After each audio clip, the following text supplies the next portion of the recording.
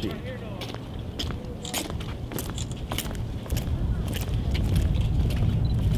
Quadra! Alto!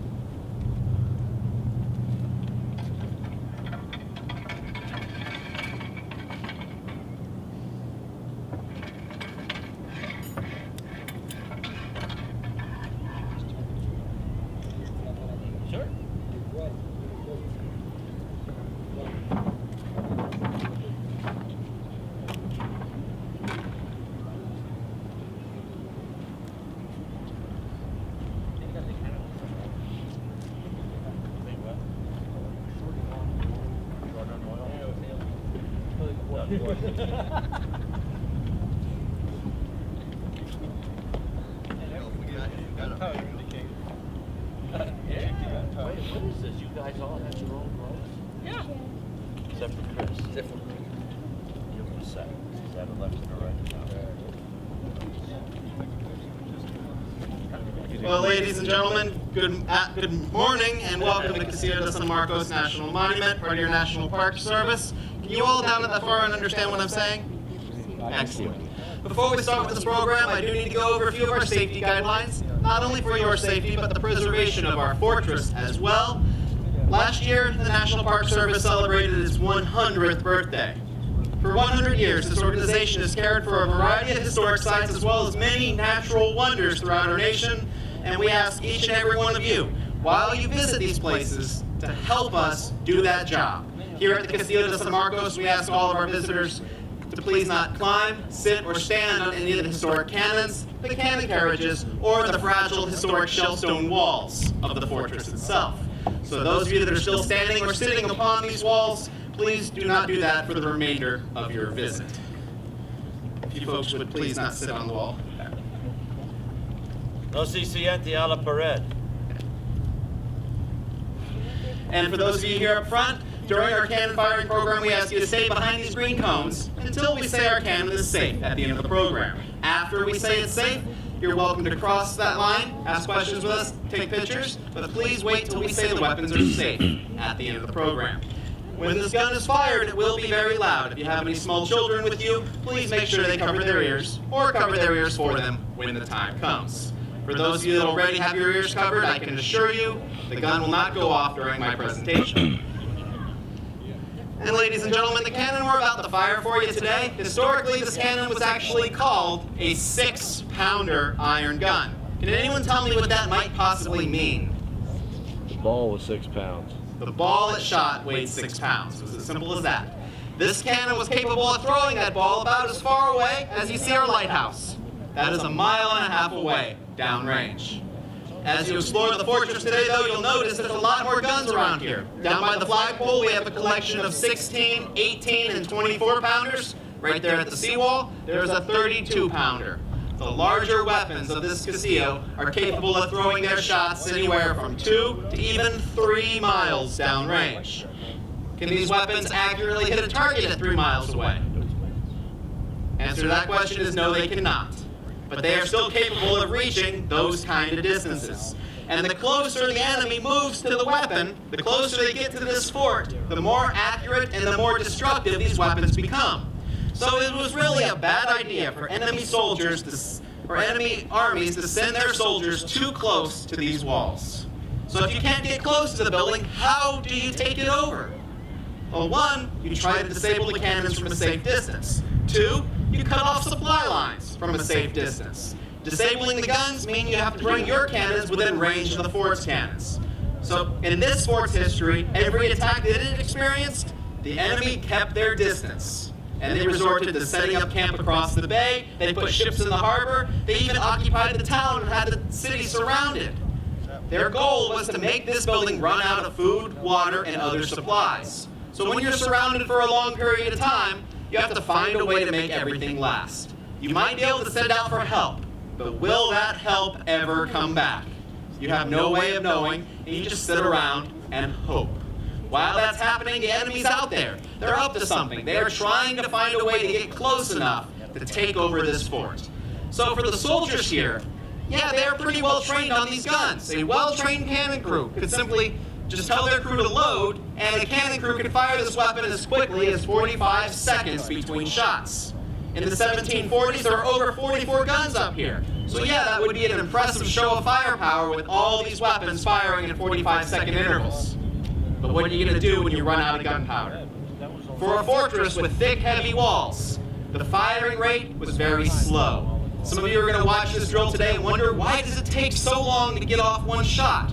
But what we are demonstrating for you today is a cannon firing technique that was designed to intimidate the enemy and scare them. The enemy outside these walls, at this time period, would be very familiar with these weapons. They are very familiar with the design and function of a fortress. So fortress combat is best described to you all today like a game of chess. Have any of you ever played that one opponent that takes several minutes to make one simple little move?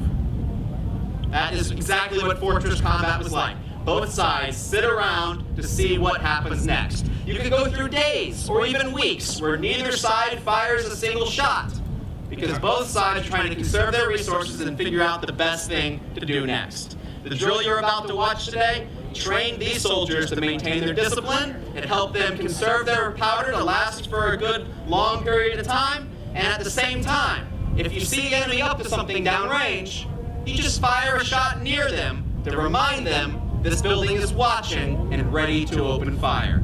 And when you're watching us portray this drill for you today, do remember, this gun deck had a lot of guns and a lot of crew members. It was not just one cannon crew watching downrange. While this gun is sitting around and being prepared, other guns were loaded and ready to fire. So something was always fired from here just to tell the enemy what was going on. And ladies and gentlemen, as I started to mention, yes, this fortress has fallen under attack. There was an attack in the year 1702 where 1,500 of the men, women, and children living in St. Augustine took shelter in this fort's courtyard. The enemy had this place surrounded for 51 days.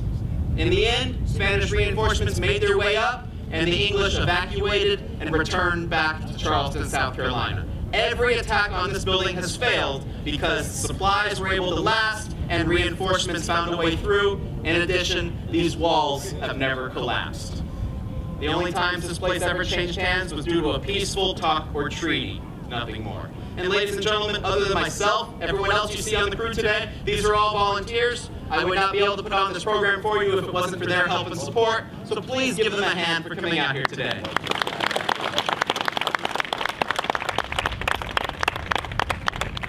And ladies and gentlemen, since we have that impressive little ship right offshore, the type of gun that that boat could carry, based off of its size, shape, and design, is half the size of our little 6-pounder right here.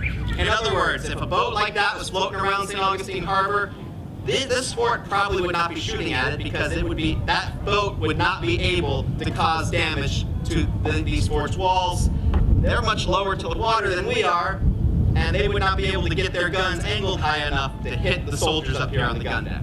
To give you an idea of how formidable a place like this was. I hope you enjoy this presentation. Once again, we will tell you when it's time to cover your ears. And thank you all for visiting with us today.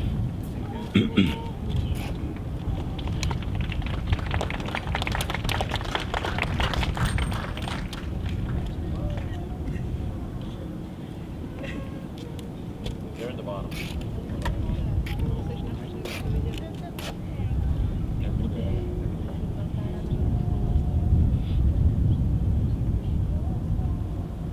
Second button. Oh. Zero plugs in the bottom of the barrel. Yeah, there's that.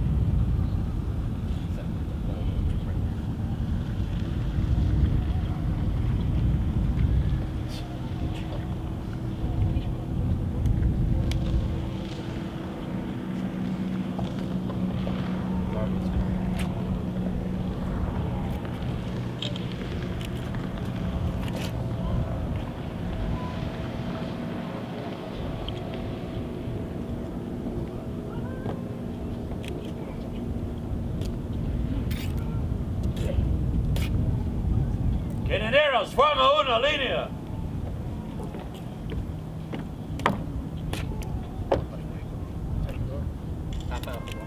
Cuchara y sacatrapos, capitán. Adelante en el cañón.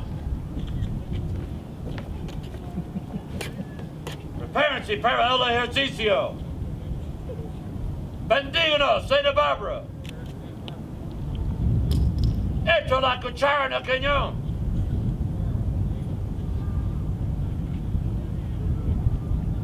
Reconozcan si está cargado.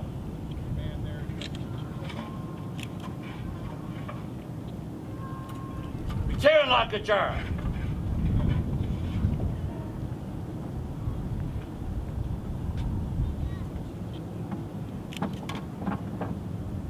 Entra la lanada y tapa el fogón.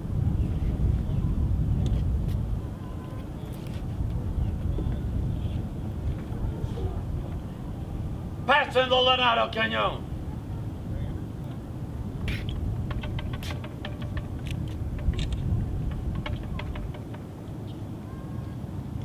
Retírenla a su lugar. Affronte el atacador y pólvora.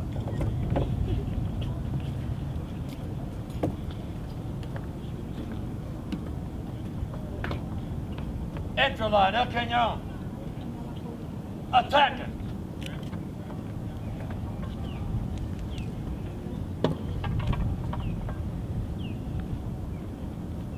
El atacador a su lugar.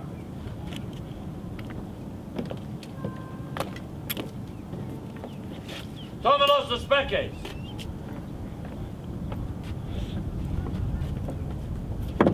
Dispóngase a poner en batería el cañón. Cañón en batería.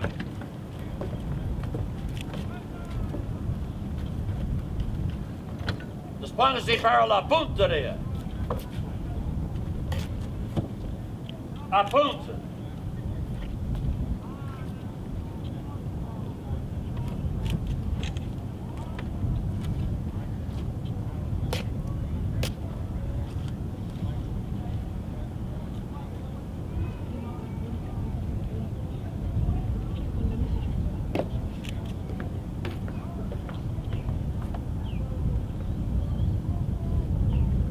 Siga, spectates a su lugar.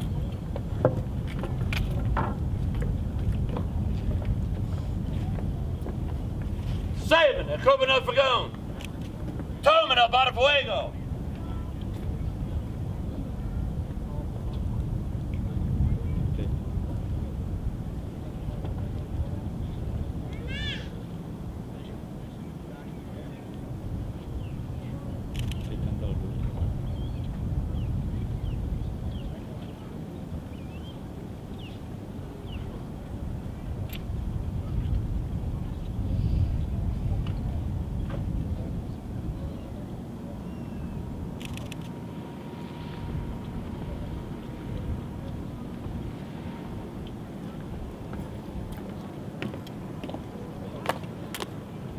Para fuego, cañón. Alto. Y sopla de nature. Cover your ears. That's okay, right? One boat, it's fired up. Fuego.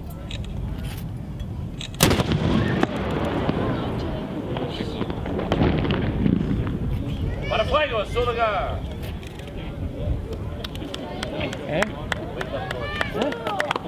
Tomen los paraquines.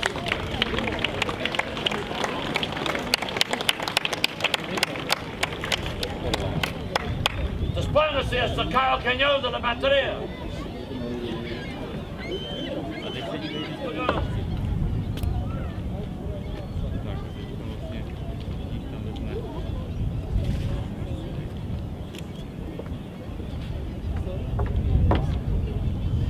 Pásenlo en el cañón.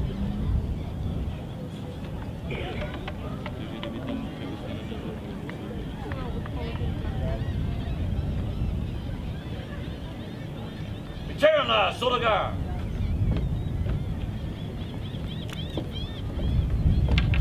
Ingenieros, forma una línea.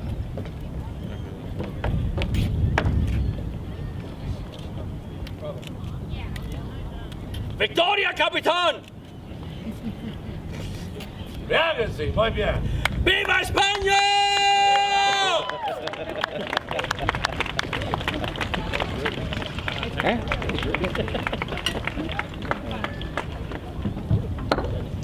Well, ladies and gentlemen, how many of you thought that shot was loud? Yeah. All right, and be honest with me, who was looking for the splash? For a variety of safety reasons, there was no cannonball used today. And for that same reason, we used nowhere near as much gunpowder as they did historically. How many remember what kind of cannon this is? 6-pounder. Historically, the way they decided at this point in time how much gunpowder was used, they divided that number by 2. So 3 pounds of gunpowder for every 6-pound ball. What you guys just heard today had no cannonball and was only half a pound. 8 ounces of gunpowder right there. Historically, these powder loads were big enough that they are described as being loud enough that you not only heard the shot, but you would feel that shot in your chest, in your gut, and your bones, just having that loud noise. At this time, our cannon is safe. You may approach the gun crew if you wish to do so. Thank you.